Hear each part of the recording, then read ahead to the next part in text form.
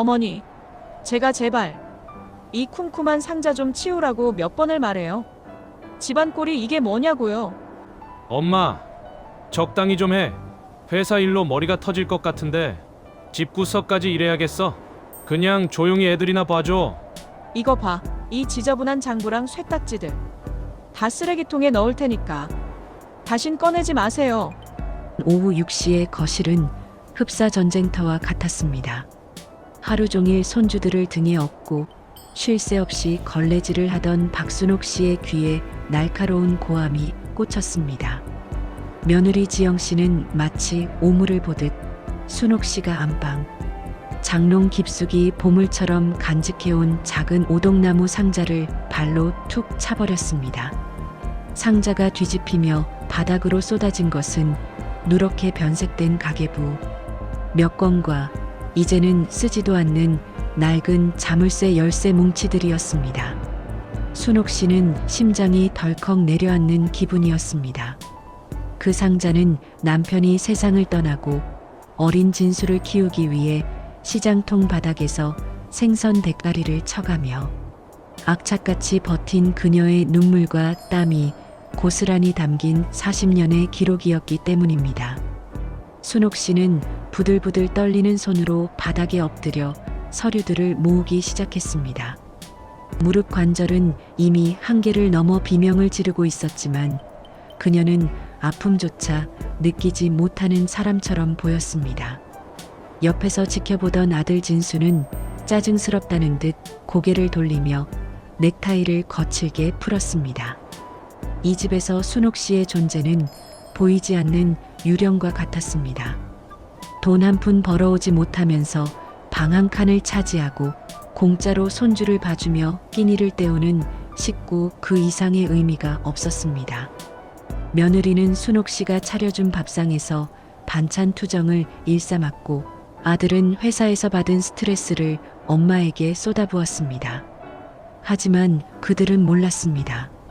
며느리가 방금 발로 차버린 그 낡은 나무 상자 안에 이 집안 전체를 통째로 사고도 남을 만큼 거대한 진실이 숨겨져 있다는 사실을요.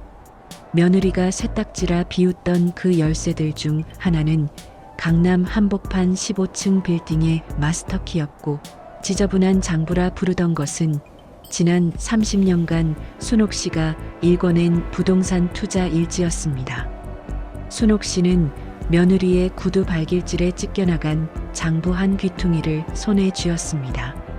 40년 전 죽은 남편의 영정사진 앞에서 우리 아들만은 남부럽지 않게 키우겠다고 맹세하며 밤잠을 줄여 모았던 그 세월이 주마등처럼 스쳐 지나갔습니다. 그녀는 자식들이 부모의 재산이 아닌 오직 진심으로 자신을 대해주길 바라며 지금까지 낡은 앞치마 뒤에 자신을 숨겨왔습니다. 하지만 오늘 그 마지막 인내심의 끈이 뚝 끊어지고 말았습니다. 순옥 씨는 바닥에 떨어진 낡은 열쇠 하나를 움켜쥐었습니다. 차가운 금속의 감촉이 손바닥을 파고들었습니다. 그녀는 고개를 들어 아들과 며느리를 바라보았습니다. 평소처럼 미안하다며 굽실거리는 눈빛이 아니었습니다. 깊은 바다처럼 차갑고 서늘한 미소가 그녀의 입가에 아주 희미하게 번졌습니다. 순옥 씨는 이 집의 무보수 파출부이자 아이 돌봄이었지만 일주일에 딱 한 번 목요일 오후에는 자유를 선언했습니다. 가족들에게는 노인복지관에 가서 친구들과 바둑을 배우러 간다고 말해두었지만 그녀가 향하는 곳은 번쩍이는 빌딩 숲이 우거진 테헤란로의 한복판이었습니다. 그녀는 버스 정류장에서 내리자마자 근처 상가 화장실로 들어갔습니다. 낡은 꽃무늬 외투와 무릎 나온 바지를 벗고 미리 준비해둔 단정한 실크 원피스와 진주 목걸이를 걸쳤습니다. 화장실 거울 속에 비친 여성은 더 이상 찌개 냄새 풍기는 할머니가 아니었습니다. 수천억 원의 자산을 움직이는 보이지 않는 큰손, 그림자 회장님 한순옥의 모습이었습니다. 그녀가 최고급 오피스 빌딩 맨 위층으로 향하자 입구에서 기다리던 백발이 성성한 노신사가 깎듯이 고개를 숙였습니다. 그는 법조계에서 전설적인 인물로 통하는 김문수 변호사였습니다. 김 변호사는 순옥 씨가 자리에 앉기도 전에 보고서를 내밀었습니다. 회장님 요청하신 대로 아드님이 운영하는 제2소프트의 주식을 저희 법인이 30% 이상 확보했습니다. 사채 시장에서 돌던 엄도 전부 저희가 사들였습니다. 이제 아드님의 생사여탈권은 온전히 회장님 손바닥 안에 있습니다. 순옥 씨는 창밖으로 펼쳐진 서울의 전경을 무심하게 바라보았습니다. 그녀의 손가락 끝은 여전히 집에서 묻혀온 락스 냄새가 배어 있었지만 눈빛은 냉철한 승부사의 그것과 같았습니다. 사실 아들 진수는 무리하게 사업을 확장하다가 심각한 자금난에 빠져 있었습니다. 하지만 진수는 엄마가 그저 시장통에서 생선이나 팔던 무식한 노인네라며 돈 한 푼 보태줄 능력 없는 존재라고 무시해왔습니다. 진수를 벼랑 끝에서 살릴 수도 완전히 밀어버릴 수도 있는 유일한 열쇠를 쥔 사람이 바로 어제 자신의 가슴을 후벼 팠던 친엄마라는 사실을 그는 꿈에도 모르고 있었습니다. 순옥 씨는 김 변호사가 내민 아들의 부채 현황을 찬찬히 읽어 내려갔습니다. 아들이 돈을 빌리기 위해 사채업자들에게 굽실거리고 있다는 보고를 받았을 때도 그녀의 눈동자엔 한 방울의 동정심도 서리지 않았습니다. 자식은 매로 키우는 게 아니라 인생의 쓴맛으로 키우는 법이지. 제 손으로 땀 흘려본 적 없는 놈이 남의 돈 귀한 줄 알겠나. 순옥 씨는 조용히 찻잔을 들었습니다. 향긋한 옥로차 향기가 방안을 채웠지만 그녀의 마음속엔 이미 거대한 폭풍이 일기 시작했습니다. 그로부터 며칠 뒤 순옥 씨의 집안 분위기는 그야말로 초상집이었습니다. 아들 진수는 며칠째 집에 들어오지 못하다가 헝클어진 머리에 술 냄새를 풍기며 거실 바닥에 주저앉았습니다. 며느리 지영 씨는 옆에서 머리를 싸매고 울고불고 난리였습니다. 여보, 정말 방법이 없는 거야? 그 큰 빌딩 주인이 우리 채권을 다 사들였다며. 이제 우리 집도 압류 들어온대. 애들은 어떡하고? 진수는 머리를 쥐어뜯으며 괴성을 질렀습니다. 그 빌딩 주인이 누군지 아무도 몰라. 얼굴 한번 비추지 않는 유령 같은 사람이라고. 김 변호사라는 사람 말로는 그 회장님이 노발대발하셨대. 내 경영 방식이 쓰레기 같다면서. 방 안에서 걸레를 빨던 순옥 씨는 조용히 문틈으로 그 광경을 지켜보았습니다. 진수는 엄마가 그 소리를 듣는지도 모른 채 악을 썼습니다. 이게 다 엄마 때문이야. 내가 그때 사업 자금 좀 빌려달라고 했을 때 시장 할머니들한테 가서 사정이라도 해보지. 아무 능력도 없이 집에서 밥만 축내니까 이 모양, 이 꼴 아냐. 순옥 씨의 심장이 차갑게 얼어붙었습니다. 능력 없는 엄마, 집에서 밥이나 축내는 노인. 아들의 입에서 나온 그 단어들은 40년 동안 쌓아온 자애로운 모성애를 단번에 도려냈습니다. 순옥 씨는 결심했습니다. 자식이라는 이름의 괴물을 만든 것은 어쩌면 자신의 무조건적인 희생이었을지도 모른다는 사실을 말입니다. 이제는 그 괴물을 길들이기 위해 그녀가 직접 채찍을 들 차례였습니다. 그녀는 안방으로 들어가 며느리가 버리려 했던 그 오동나무 상자를 다시 꺼냈습니다. 상자 안에는 아들이 어릴 적 처음으로 받아온 상장과 남편이 남긴 마지막 유서, 그리고 빌딩의 마스터키가 들어있었습니다. 그녀는 마스터키를 손에 쥐고 차갑게 중얼거렸습니다. 그래, 내가 그렇게 보고 싶어하는 유령 건물주 내가 직접 보여주마. 다음 날 아침 순옥 씨는 평소보다 더 일찍 일어나 밥상을 차렸습니다. 마지막으로 내어주는 따뜻한 밥 한 끼. 그녀는 밥솥에서 김이 모락모락 나는 쌀밥을 정성껏 담았습니다. 하지만 진수와 지영 씨는 밥상을 쳐다보지도 않았습니다. 어머니, 지금 밥이 넘어가요? 우리 길바닥에 나앉게 생겼다고요. 눈치가 있으면 좀 나가서 노인 일자리라도 알아보든가 하세요. 지영 씨가 앙칼지게 쏘아붙였습니다. 그 순간 아파트 복도에 무거운 발자국 소리가 울려 퍼졌습니다. 초인종이 울리고 검은 정장을 입은 건장한 사내들과 김 변호사가 거실로 들어섰습니다. 진수는 사색이 되어 자리에서 일어났습니다. 아니 김 변호사님? 여기까지 어쩐 일로? 김 변호사는 진수를 투명인간 취급하며 부엌에서 행주를 들고 서 있던 순옥 씨에게 다가가 깊이 허리를 숙였습니다. 회장님, 요청하신 서류 모두 준비되었습니다.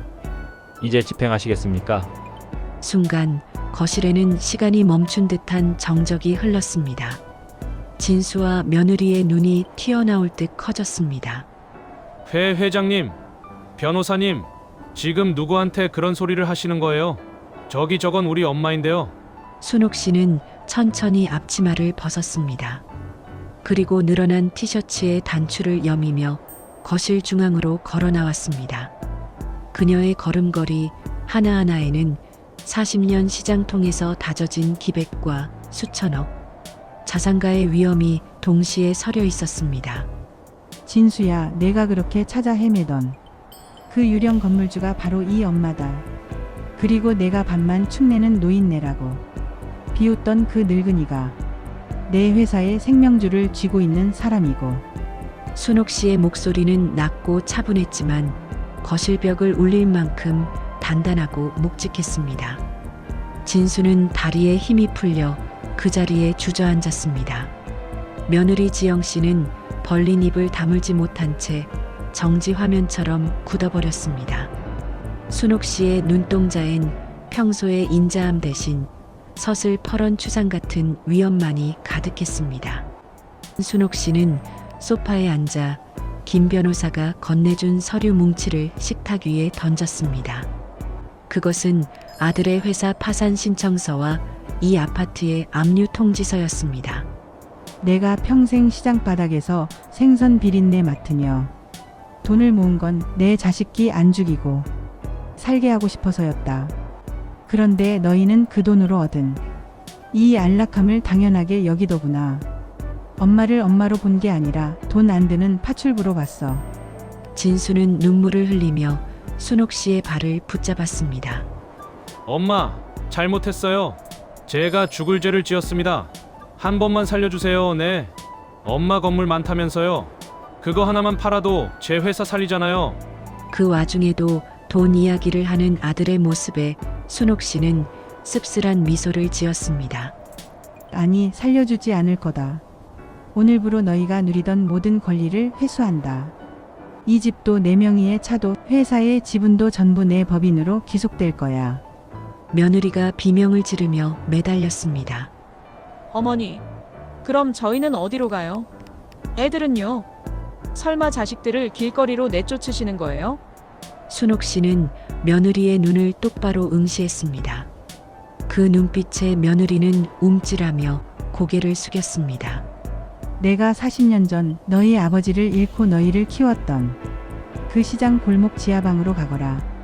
내가 거기서부터 이 건물을 세웠던 것처럼 너희도 거기서부터 다시 시작해. 내 돈이 아닌 너희의 땀으로. 쌀 한 톨의 귀함을 알게 될 때 그때 다시 나를 찾아와라. 그 전까지 너희에게 나는 없는 사람이다. 순옥 씨는 그 길로 짐을 싸서 나왔습니다. 그녀가 향한 곳은 강남의 펜트하우스도 화려한 호텔도 아니었습니다. 그녀는 아주 오래전부터 꿈꿔왔던 작은 수목원이 있는 한적한 시골 마을의 한옥으로 거처를 옮겼습니다. 그곳에서 순옥 씨의 아침은 더 이상 자식들의 짜증 섞인 욕으로 시작되지 않았습니다. 창문을 열면 쏟아지는 싱그러운 풀냄새와 숲속에서 들려오는 이름 모를 산새들의 노래가 그녀의 아침을 깨웠습니다. 그녀는 더 이상 누군가의 입맛에 맞추기 위해 새벽부터 국을 끓이지 않았습니다. 오직 자신을 위해 정성껏 차린 소박한 나물 비빔밥과 향긋한 차 한 잔. 그것이 그녀가 70평생 처음으로 맛보는 진짜 자유였습니다. 그녀는 마당에 좋아하는 수국과 작약을 심었습니다. 흙을 만지고 꽃을 돌보며 그녀는 비로소 누구의 엄마가 아닌 한순옥이라는 한 인간으로서의 평화를 찾았습니다. 동네 사람들은 그녀를 그저 꽃을 좋아하는 고운 할머니로 알고 있습니다. 하지만 그녀의 서재에는 여전히 수십 개의 열쇠가 담긴 나무 상자가 놓여 있었습니다. 가끔 김 변호사가 찾아와 자식들의 소식을 전했습니다. 아드님은 시장에서 얼음 배달 일을 시작했다고 합니다. 처음에는 이틀 만에 도망가려고 했다는데 며느님이 식당 설거지 일을 하며 버티는 걸 보고 마음을 다잡았나 봅니다. 순옥 씨는 찻잔을 내려놓으며 창밖의 숲을 바라보았습니다. 아직 멀었군. 겨울 서리를 맞지 않은 꽃은 쉽게 시드는 법이지. 그녀의 목소리엔 미움보다 더 깊은 부모로서의 마지막 가르침이 담겨 있었습니다. 1년이라는 시간이 흘렀습니다.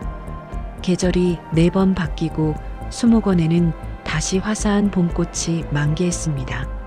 어느 평화로운 오후 수목원 입구에 낡은 트럭 한 대가 멈춰 섰습니다. 트럭에서 내린 것은 검게 그을린 얼굴과 거칠어진 손을 가진 진수와 며느리였습니다. 그들의 손에는 예전처럼 비싼 명품 가방이나 백화점 선물 세트가 없었습니다. 대신 신문지에 투박하게 싼 시장에서 갔다 온 싱싱한 채소와 정성껏 만든 밑반찬이 들려 있었습니다. 진수는 순옥 씨를 보자마자 그 자리에 무릎을 꿇었습니다. 엄마 이제야 알 것 같아요. 엄마가 그 비린내 나는 생선을 팔며 우리를 어떻게 키우셨는지 제가 가졌던 모든 것이 제 능력이 아니라 엄마의 눈물이었다는 거요. 잘못했습니다. 엄마. 진수의 목소리는 울음 섞인 진심으로 떨리고 있었습니다. 며느리 지영 씨도 옆에서 눈물을 훔치며 고개를 숙였습니다. 어머니, 제가 너무 어리석었어요. 어머니가 계셔서 저희가 숨쉬고 살았다는 걸 잊고 살았습니다. 이제 다시는 어머니 마음 아프게 하지 않을게요. 순옥 씨는 말없이 아들의 거친 손을 잡았습니다. 그 손은 예전에 매끄럽던 부잣집 도련님의 손이 아니었습니다. 땀과 굳은 살이 박인 비로소 세상을 살아갈 준비가 된 인간의 손이었습니다. 순옥 씨는 알고 있었습니다. 이제야 비로소 자식들이 자신의 재산이 아닌 자신의 삶을 존경하기 시작했다는 것을요. 그녀는 안방에서 낡은 나무 상자를 꺼냈습니다. 그리고 그 안에서 가장 빛나는 황금 열쇠 하나를 꺼내 진수의 손바닥 위에 올려주었습니다. 이건 내 빌딩을 여는 열쇠가 아니다. 내가 땀 흘려 얻은 내 인생을 내 힘으로 당당히 열어갈 수 있게 해주는 열쇠야. 자, 이제 다시 세상으로 나가서 내 실력을 보여주렴. 엄마가 여기서 든든하게 지켜보고 있을 테니. 수목원의 따스한 노을이 세 사람의 어깨 위로 금빛 가루처럼 내려앉았습니다. 71세 한순옥 씨의 인생은 이제 가출과 복수를 넘어 가족의 진정한 회복이라는 위대한 여정을 마무리하고 있었습니다. 그녀의 얼굴에는 그 어느 때보다 밝고 눈부신 미소가 피어올랐습니다.